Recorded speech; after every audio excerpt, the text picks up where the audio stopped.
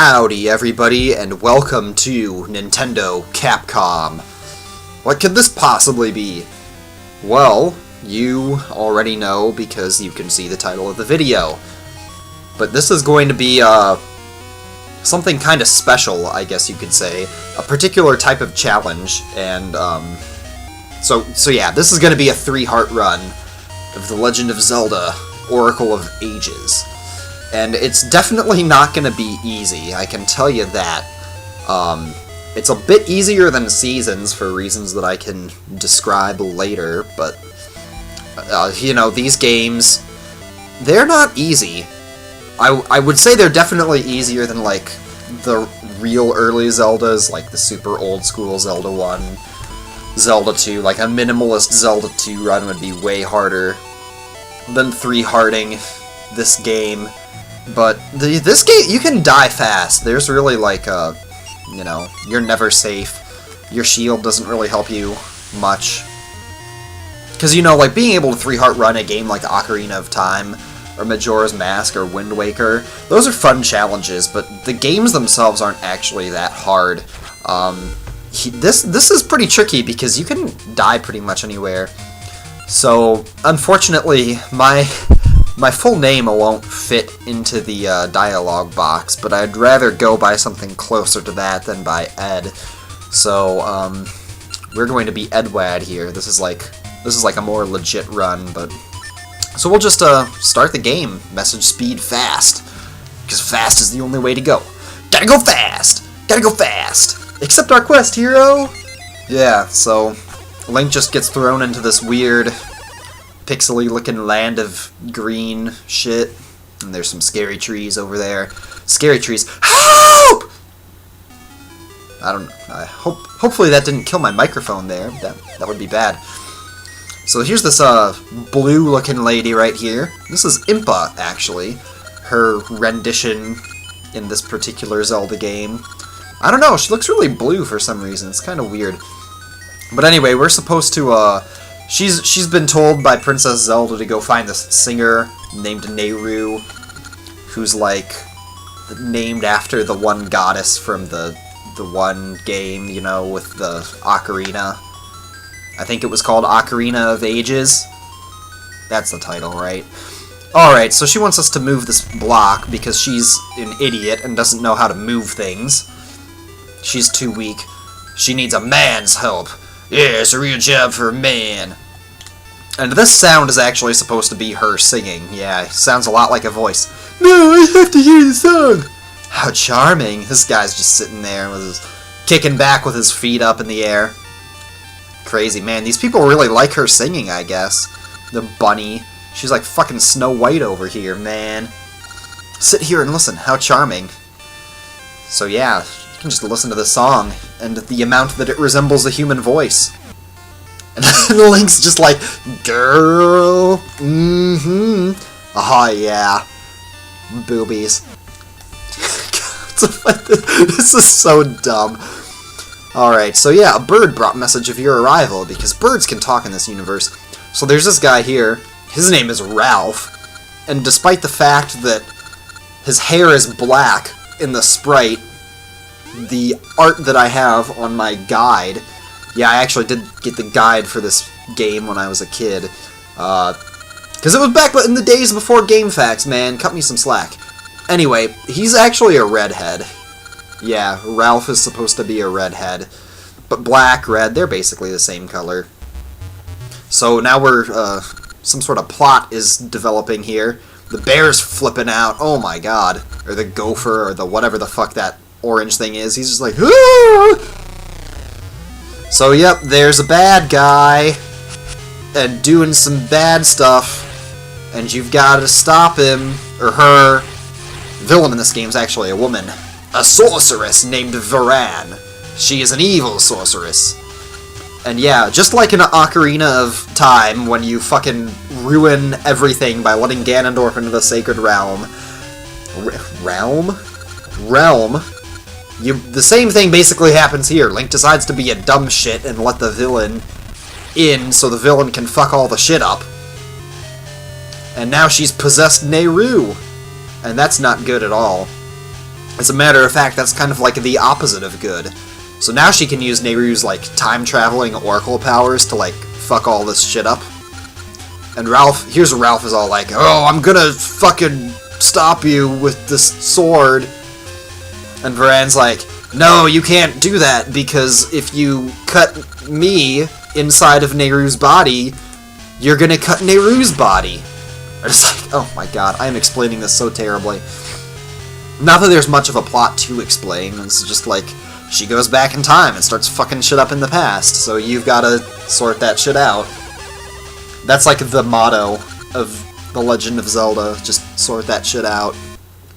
That's what it always feels like. In Ocarina of Time, you know, Ganondorf fucks things up after he gets into the Sacred Realm. You gotta go sort that shit out. Oh, something weird's happening here. So he gets turned into an old man, and his hot redhead girlfriend's like, what the fuck? And runs away. And these monkeys, the poor monkeys, no!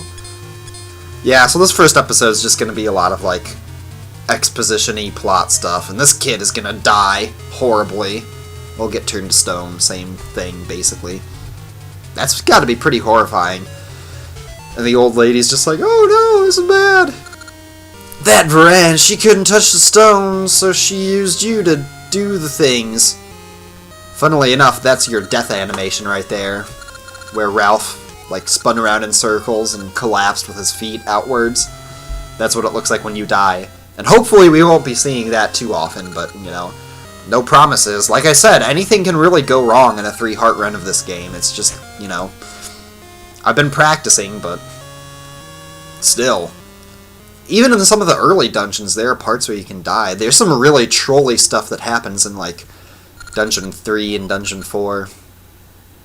Not so much 3. Well, the mini-boss of 3, but we're a long way from fighting the mini-boss of even Dungeon 3. That won't happen for another, like, probably another 6 parts. I don't want this to be too long, like, the individual episodes. I'll try to keep them to, like, 20 minutes or maybe a little less. It just kind of depends. So there's some stuff happening here. Boring shit. We get a sword! Yay! And, like a real Zelda game, you can spin attack by holding the button and then releasing. The spin attack will help you a lot, because it does do double damage. And we have control again, so now we just gotta go back to the village, I guess. It's directly south of here. But she actually told us that we have to go see some tree or something like that. Yeah, this is a game where you're talking to trees. Just like the other Zelda games. So there's where the tree is, but there's a door blocking us, so we've actually got to go through this dumb side path here, called Maku Road. I guess it is pronounced Maku, if you're going by the original, like, or the more authentic Japanese pronunciation. But when I was a kid, I always wanted to say Maku, you know, like maple, because that's a tree that starts with an M-A. This is the tree, by the way. The tree's a girl, and you can tell because it has eyelashes and a flower in its hair head and like pink cheeks. Well, anyway, it's a girl tree. There's a Maku tree in Oracle of Seasons too, but that's not a girl tree, I guess. But I don't know. There's some weird things with this tree. It's like all flashing colors and shit. So something bad must have happened to the tree in the past, because it's dead in the present now. That's always the way it is, isn't it?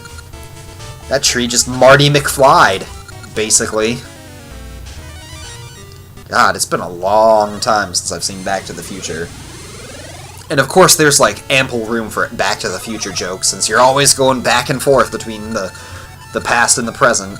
And the past, in this game, the past is like 100 years in the past. And as you can see, it's all brown and depressing and muddy and shitty. Because that's what the past is all muddy and shitty. So anyway, we can't get into the cave now because there's this shit covering the door. But, so we need something that'll clear out that shit. And fortunately for us, there's an item that allows us to do that, and that's the first item that you actually have to pick up in the game. Well, other than the sword. So yeah, we're going to go get that now, over to this, suspicious-looking building with the ominous music, because that's always where good things happen, right? So there's this guy here, and he's like, this is the entry to the tower. There's a tower. At first, this tower was being built because the queen said build a tower. And now there's like a tower and we're building it, but now she's not very nice and she's making us work harder to build the tower. Because some bitch told her to do that. That's basically what the plot is there. I mean, that's it. That's there right away. Nehru is basically using her... Well, Varan is using Nehru's powers to freeze time, so these people will be forced to work on this tower forever. Huh, a digging tool? That's the spirit, Sonny. You can have this shovel. Use the shovel to move the dirt out of the way? Question mark? So, yeah. And now we can shovel these big piles of shit out of the way. So, that was it. And now we can just get out of the Black Tower. Boy, that's a final boss location, if I ever saw it. Black Tower. Now, if you were a sane person and you weren't 3-heart running this game, you could get a piece of heart right now. And there's only 12 pieces of heart in this game, by the way, which is another reason why I like 3-heart running this game, because you don't really miss very much if you choose not to get all of the heart pieces. Because most of the heart containers come from fighting the bosses. There's 8 of them, and you only have a max of 14 hearts, so... And 2 of the heart pieces are, like, entirely luck-based anyway. There's one character who basically will randomly drop a heart piece every time you see her. If you can get it from her, too. I'll explain more about that later. And then there's also another, like, chance-based opportunity to get a heart piece. Anyway, so this is the introductory dungeon for dumb shits who don't know what a dungeon is. Kind of just getting you used to the mechanics of the dungeon. I kind of like it, actually. It's like, here's some blocks. You can push the blocks. I almost went the wrong way there. So yeah, there's a lot of block pushing. This is a switch. You can step on the switch and things will happen. Look at that thing that just happened. Here's a chest. So now you can go over to the chest and you can get a thing from the chest. Right? So here's the chest. And you get a key. Look at that. A key in a Zelda game? Oh my goodness. Look at that. And because I can't be bothered to take time to walk around, I'll just damage abuse my way out of here. And thank you for the heart. Hearts are pretty much going to be your best friends here. And keys are going to be some of your worst nightmares. The enemies in this game, keys in particular, and some other enemies too, are just so erratic. And it's so hard to predict their movements. And look at that. There's piece of heart number... another one. So yeah, you can have half of a heart container before you even go to the first dungeon in this game. It's kind of kooky. So here's the, we're in the past now. Here's the Maku tree as like a little girl. And there's these Moblin guys here that are being mean. And we're gonna kill them. Because I guess they killed the tree in the past or something? Dude, I want that rupee. You'd better give me that rupee. She made them attack me. Thanks for asking me. And she opens the door so you don't have to go through that whole rigmarole ever again. I will repay you when I grow up. Be sure to come see me.